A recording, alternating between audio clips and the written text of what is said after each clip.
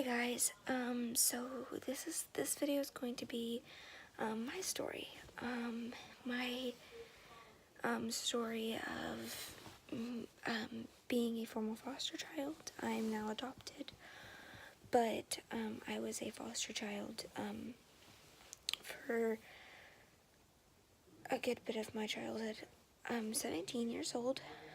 I was adopted when I was 11 years old, so for the first 11 years of my life, I was in and out of foster care and in and out of being placed back with my biological parents.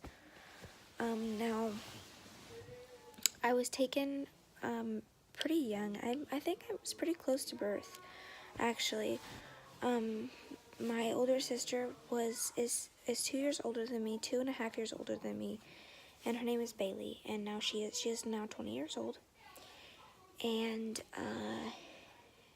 our birth parents, we got taken because our birth parents were they were not good people, obviously.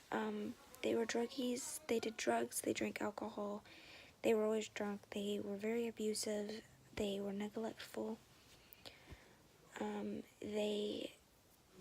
They locked us in cabinets and beat us with belts, and I mean, like, not just like, they didn't spank us, they beat us with belts. Like, they punched us and kicked us and pinched us and beat us up.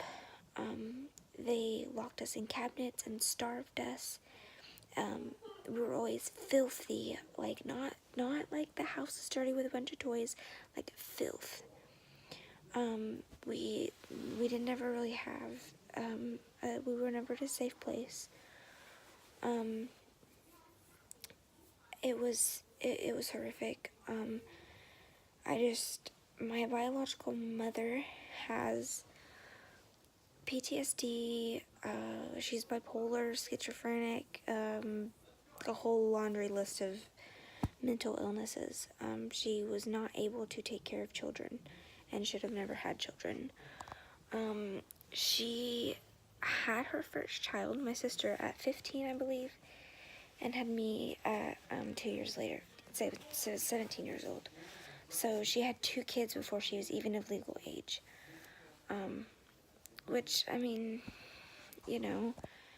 still gotta take care of them, still gotta, do what you're supposed to do, and she didn't. Yeah, it wasn't good news. So DHS took us, we went in foster care. And foster care was horrible. I had a horrible experience in foster homes. It was I don't know that I could say that it was better than being in my home.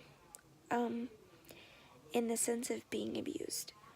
Because it was better in the sense that they did feed you, they did clothe you, you did go to school, you did, you did things that you were supposed to do. But the abuse, you still got abused. I still got abused in almost every foster home that I was at. I remember one foster home I didn't get abused in. And I loved that foster home. I wanted to be adopted by them so badly. But I was only like 4. Maybe 4 to 6. I don't even know how old I was. But I was young.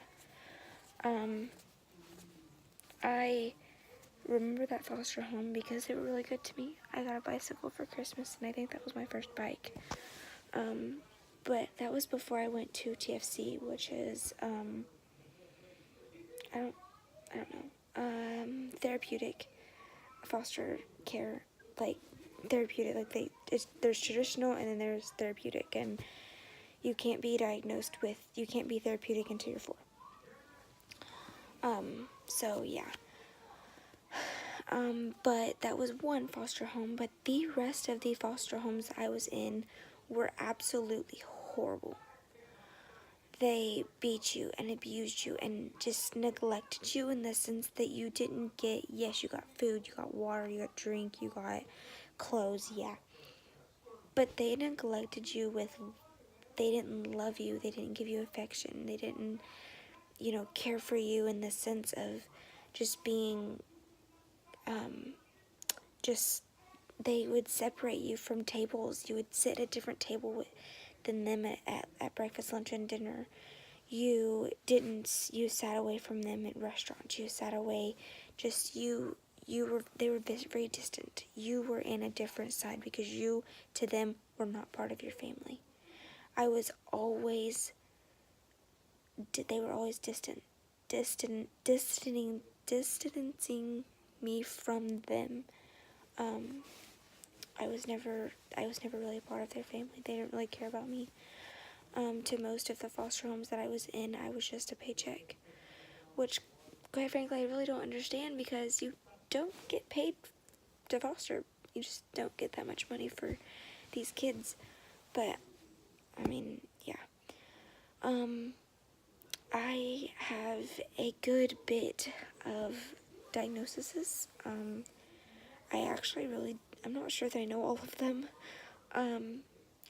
I know that I have PTSD. I have post-traumatic stress disorder. I have RADS, reactive attachment disorder. I have ADHD, which is basically a hyper disorder, hyperactivity disorder, or something like that. I have, I'm pretty sure there's more. I just can't think of them. Yeah, it's a bunch. It's a lot. You don't think these people do these things to these kids and they just get away with it. They don't go to jail. They don't, most of them just get to walk away scot-free. And these kids are just left to deal with this with the rest of their life because this isn't just you don't just get over it. You're dealing with this your entire life. And they just get to walk away, and most of them have more kids, just keep popping out kids one after another.